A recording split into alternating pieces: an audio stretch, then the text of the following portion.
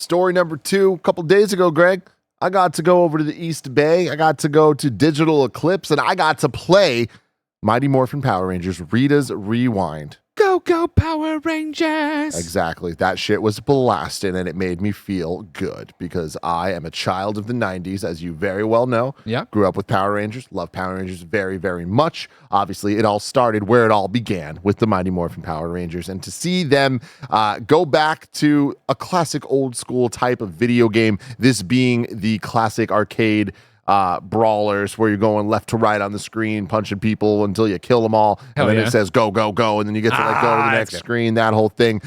We've seen a couple of these in recent times. I feel like there's a new TMNT one every day. But there's not.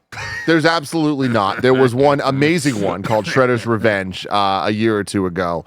And I do feel like that is the gold standard at which we're at agreed, here, 100%. Yeah, when it comes to these type of both nostalgia-driven games, but also just nostalgia from an IP base, but also from a gameplay style, where we just don't get much of these anymore. I mean, every once in a while we get great ones like Scott Pilgrim, sure, but that was a very long time ago at this point.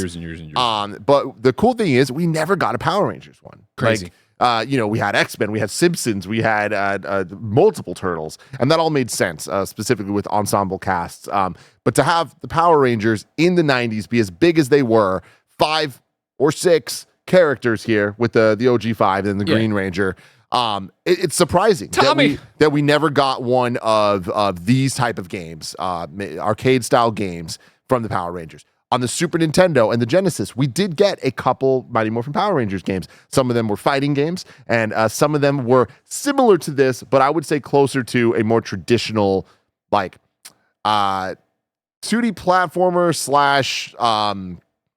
/ single player beat 'em up. You know what I mean? Which are like or even a co-op thing like Retro City Rampage or something like that. That it's just a different type of game than this. Sure. Right? Yeah. You know what this feels like if it's done right. Yes. Just looking at it. And I loved the Super Nintendo Mighty Morphin Power Rangers game. Yeah. Which is why I was thrilled at how many fun little Easter eggs and references to that game there are in this game. Okay. The people making this game clearly understand and care so much about the original Mighty Morphin Power Rangers and translating that to a genre of game that they clearly care about so much. A lot of good going on here. Something I really want to shout out is you could play with up to 5 players, obviously with all the Power Rangers, but that's awesome to have everyone on screen. Compared to other games like this, I was shocked at the sheer amount of characters on screen at once at points, especially if you had a full squad. But there was points we were fighting like 20 putties at once. And it's like, that didn't feel normal for like the Turtles games or other things. So it's like, it gets to be kind of chaos, but in a super fun way. Yeah. Did you play with 5 other people or 4 other people? So this is actually our gameplay. Who are you? I was the Black Ranger, Zach. Max Scoville was Jason the Red Ranger. And a dude named Nick that I met for the first time was my boy Billy in blue right there. Nick. Yeah, not our Nick though. No. Our Nick wouldn't know what to do. We were playing this all together, and what was really fun about this is it's takes itself seriously in the right ways, where Power Rangers is what it is, right? Yeah. You're actually playing through episodes of the show. Like cool. they're clearly calling them episodes that you're going through. But what's fun is this being Rita's Rewind. Last year, I want to say, they put out a anniversary special on Netflix called Once and Always for the Mighty Morphin Power Rangers. And the plot of that was like Robo Rita came from the future and like is messing with time stuff and going back and whatever. So it's going through episodes from the classic show, but there's a twist. Okay. But there's but some things are kind of different and whatever. I'm like, all right, that's great because I feel like it allows you to just touch on all the nostalgic shit that you expect, but also surprise you in some fun ways. The gameplay is interesting because the stages that we played 2 different episodes. How long is an episode? Ballpark. 30 minutes total. That sounds like a lot.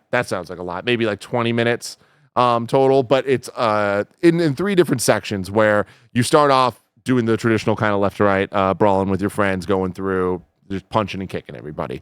You also have when you get your power meter all the way up. You can use a special and your power coin comes and each one has different elemental things. It's pretty cool. Okay. This episode is brought to you by Sonic the Hedgehog at Topgolf. Y'all, when you take one good thing and you take another good thing and you mash them together, that is when magic happens. Kinda Funny loves Sonic the Hedgehog. Kinda Funny loves Topgolf. So you know Kinda Funny is hyped for Sonic the Hedgehog and friends to arrive at Topgolf at supersonic speed on Friday, November 15th with the launch of the new Topgolf game, Sonic the Hedgehog, exclusively available for play at Topgolf venues across the United States. Created for players of all skill levels, which is great for me, Topgolf meets the fast-paced action of Sonic in this new in-venue game where players go head-to-head in iconic virtual Sonic environments, Green Hill Zone and Sky Sanctuary. You can play as 4 iconic characters, Sonic, Tails, Knuckles, and Amy, to hit springs, collect rings, and destroy badniks. For players making the transition from a joystick to a club for the first time, Topgolf has your back with its new club, the Sure Thing, designed to make golf less hard. Come play around with your friends and family at a Topgolf near you and try out the new Sonic the Hedgehog game. This episode's brought to you by Marvel Snap. Y'all know Marvel Snap completely took over my life when it burst on the scene 2 years ago. I love it so much that I even mentioned Marvel Snap in my wedding vows because to this day, my wife Gia is so obsessed that she has not missed a single day of completing her challenges. Marvel Snap is an award-winning collectible card game that combines deep strategy, a unique snapping mechanic, and your favorite Marvel characters with thousands of unique card art variants created by renowned artists to collect and use. One of my favorite things about Marvel Snap is just how fast-paced it is. Each game only takes about 3 minutes, so it's always a great time to pop in for a game or two. New cards are released every week, new seasons every month, and frequent events keep the game fresh and exciting.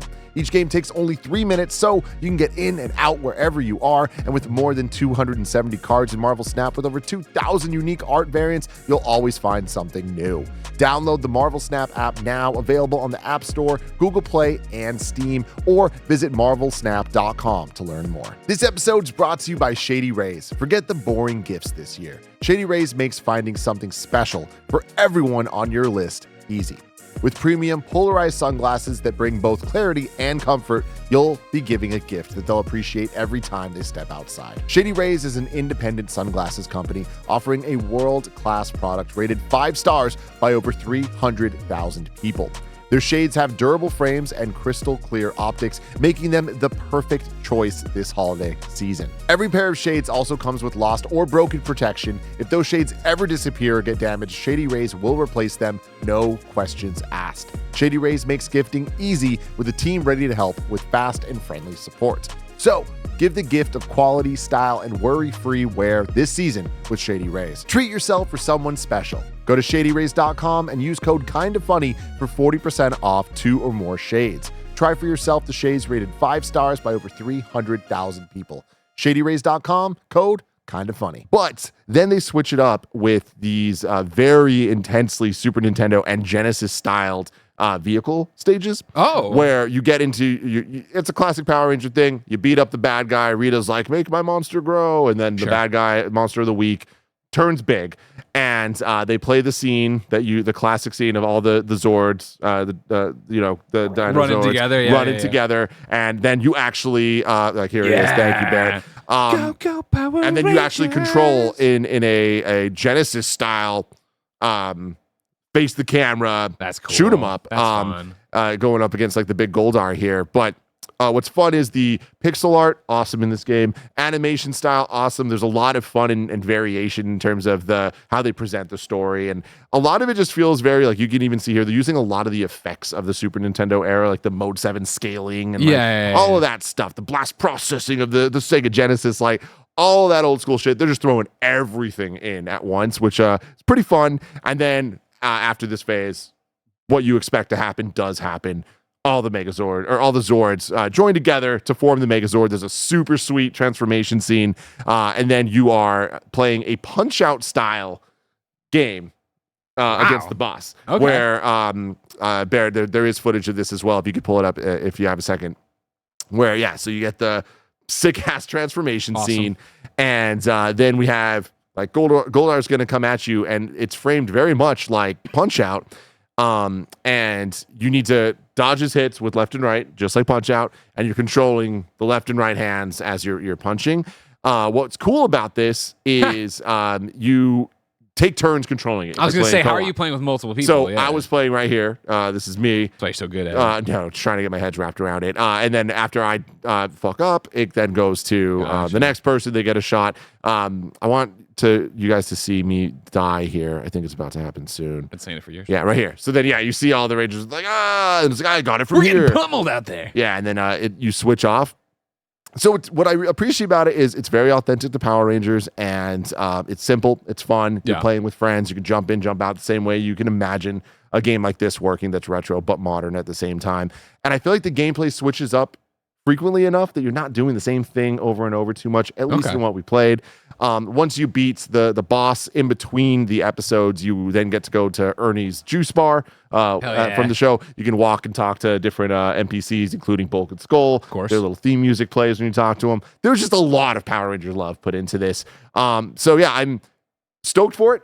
Really excited for more. I want to see what other weird surprises they have. Some of the set pieces that they have in this were really cool. They do the classic, you're on an elevator outside of a building as it goes up and enemies just keep jumping on. You know what I mean? You have to beat them like as they're like going from like the normal putties to the putties with knife hands to the putties with, bigger like hammer arms. Like it just like advances and advances.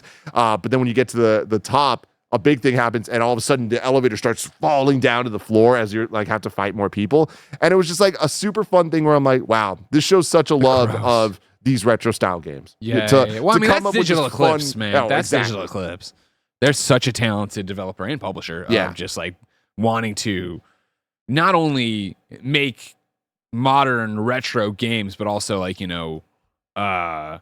protect what retro games were, I think, and kind of be caretakers of that, right? They did the making of Karateka, whatever that thing, the game. The game that was also a documentary or whatever that everybody flipped out for last year and stuff. Like they do amazing stuff over there. So yeah, I would expect nothing less. My one thing though, it sounds like a very positive preview. You had a lot of fun. Yes. But is it TMNT? We've talked about that being the gold standard, that being the one. In my experience with this game so far, it is not. I do think it is a step down. I can excuse that to an extent, though. I feel like the amount that was put into Shredder's Revenge, I think is just different. I think the budget levels is playing, but there's love and care put in this. They are very different games.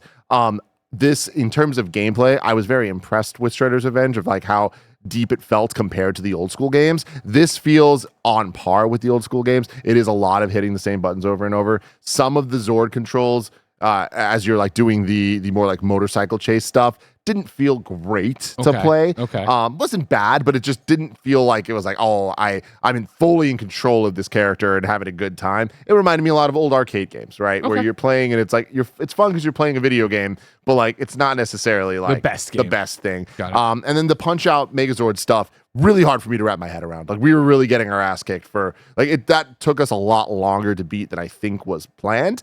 But it was still very cool. So like I definitely am not writing this off. I can't wait to play through this game. I just want to set expectations that like I don't think this is the level of Shredder's Revenge. I also don't think it needs to be. I would say that what I played, I'd give a 7 out of 10, which is good. And I'm definitely excited to play more. As a fan of this style of game and a fan of Power Rangers, they're doing right by this one. And I am very happy that it exists.